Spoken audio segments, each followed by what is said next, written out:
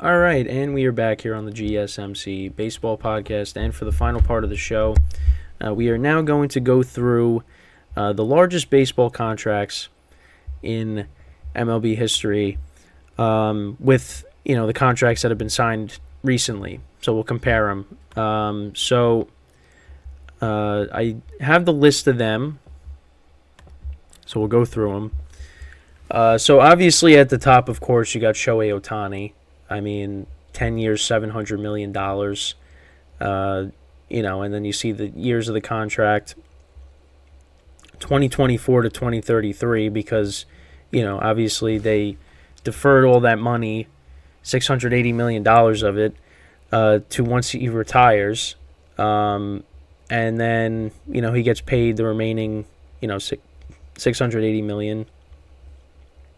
And, so it's basically going to be like Bobby Bonilla, except, with a lot more money. So you got him, of course. And then you have Aaron Judge, who signed that 9-year, $360 million contract with the Yankees. Obviously, that'll extend from 2023 to 2031. And, so before the 2022 season, if people remember, which they do, he declined a $213 million extension offer before, his 62 home run season. And, that's the thing with Brian Cashman is makes things public. Like when he was negotiating contracts with Derek Jeter, made things public. Basically told Derek Jeter to his face what shortstops he'd rather have than him. And that's one of the reasons why a lot of people just don't really aren't too fond of Brian Cashman. But yeah, that's what happened. They made it public. And listen, as a Yankee fan, I was nervous. I was afraid that we weren't going to get Judge back. But I kind of figured at the end of the year that the Yankees were going to somehow find a way to get him back. Until John Heyman tweeted that he was going, Arson Judge was going to the Giants. But I was definitely afraid for a minute that wasn't the case. But he ended up coming back, and I'm happy we got him back. And now the Yankees paired him with Juan Soto. So I'm pretty excited. All right, so then after that, as we move along here, we got Bryce Harper, of course.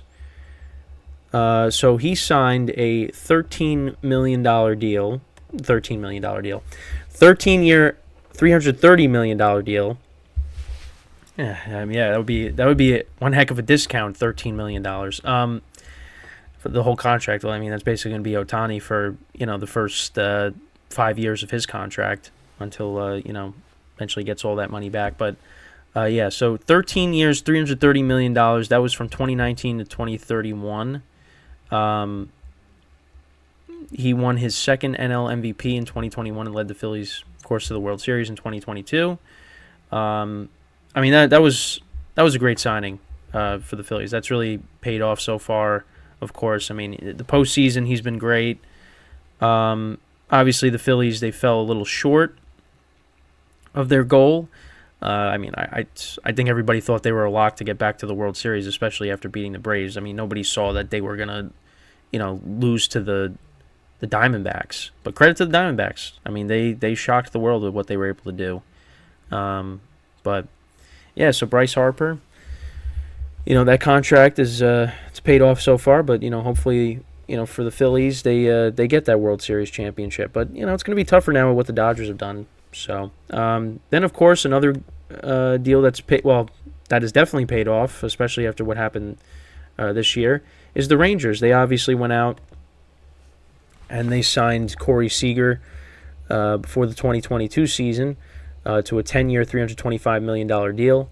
And, they got a World Series championship. He won another World Series MVP. So, it's safe to say that it's definitely paid off for the Rangers. Because, obviously, the first year, they signed him, they signed Simeon. But, the team wasn't great. Then you bring in Bruce Bochy and you improve the rotation. And, you get breakout performances, breakout seasons from some of these young guys. Adolis Garcia, the season that he had and how he produced in the postseason too. I mean, the Rangers, they're a good team. They were a good team, and they took it to the next level in the postseason. They defeated the Astros in a classic championship series, 7 games, which I honestly didn't think they were going to win it, but this year was different, and they were able to pull it out. And Corey Seager, he had that clutch game-tying home run in the World Series. He's a postseason performer, and he showed out. And so far, that contract has worked out for the Rangers. Then, of course, next up, you got Yamamoto's contract. So, 12 years, $325 million. It represents the most guaranteed dollars ever given to a pitcher. And yeah, I mean, listen, what the Dodgers were able to do with Ohtani's contract, yeah, that's why they were able to get him. So, he got a big payday, and we'll see if that pays off. Then in the next contract, you got Garrett Cole signed through the 2028 season. 9 years, $324 million. I mean, so far it's paid off. I mean, he's won a Cy Young. Now, listen, we got bigger aspirations, of course. We got bigger goals. We want to see Garrett Cole pitching in the World Series. And you know what, Garrett Cole, in the postseason, he's done what he's supposed to do. Except, against the Red Sox. But, the following year, what he was able to do against the Guardians. And, still he pitched well against the Astros, although the Yankees didn't win, but, gave him a chance. So in the chat, actually, I think the Dodgers, from Life Journey, they say, I think the Dodgers got Yamamoto because the Yankees were scared of offering Cole, of offending Cole, and wouldn't bid above his contract.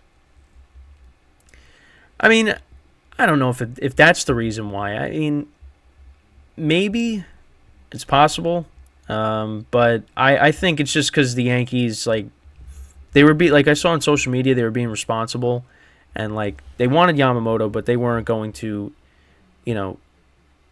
bid as much as the Dodgers because they still got other spots that they got to fill out with this team.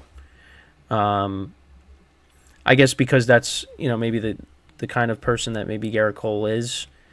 But I mean, also I think it's also because the Yankees just didn't want to, they didn't want to give Yamamoto, as much as they were going to offer him. Well, no, they didn't want to give Yamamoto. They didn't want to go past what they were going to offer him, and I think that's fine because, like I said before, I want to keep Juan Soto. So throw all that money that you were going to throw at Yamamoto, give it to Juan Soto so you can keep him here. Because I think that's a guy you give, as I'm showing these big contracts, that's who you give that to. Because he's his age. I mean, he's, what is he, 25? So, I mean, that's who you give a 13-year contract to. Especially because he's one of the best players in baseball. But yeah, I can't really disagree with it. I mean, it's possible, but I think the main thing is because they had a set number on what they were going to give Yamamoto, and they weren't going to go past that. And I can't blame him. $300 million contract they offered him, but he went for the bigger contract. So can't really say the Yankees didn't try. So then the next contract here, so we got Machado, 10 years, $300 million. I mean, we'll see what happens, with the Padres, because obviously, it's kind of a mess with what's going on over there. Obviously they couldn't afford Soto, so they had to trade him. You see Xander Bogaerts is also on here as well.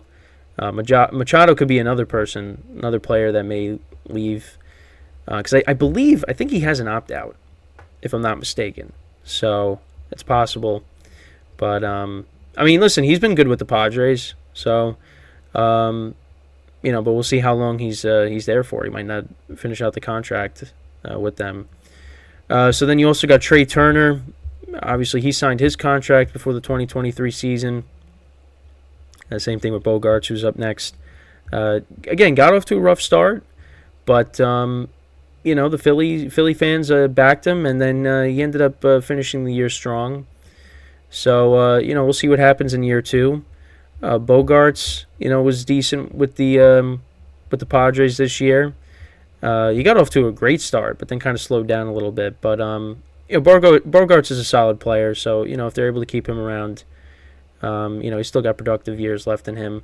And then you got a pair of A-Rod contracts to finish this up. So you got the Yankee contract, which was from 2008 to 2017. At the time, that was the richest free agent contract in MLB history. Got a world championship out of it. Listen, it was a bad contract towards the end because he didn't play at all in 2014. I mean, he missed a lot of games in general. Even 2017, I mean, he didn't even play in 2017.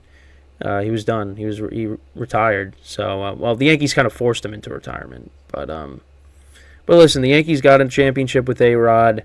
He was productive with them when he did play. But I'm not going to say the contract was great, but you know what? They got a championship out of it. So, and then of course they acquired him during his contract with the Rangers. When they traded Alfonso Soriano for him, and won an MVP. So, you take that. But I thought the Yankees were going to learn not to give players or trade for players with big contracts. But then once A-Rod's contract, the second A-Rod contract was off the books, then they went and traded for Stanton.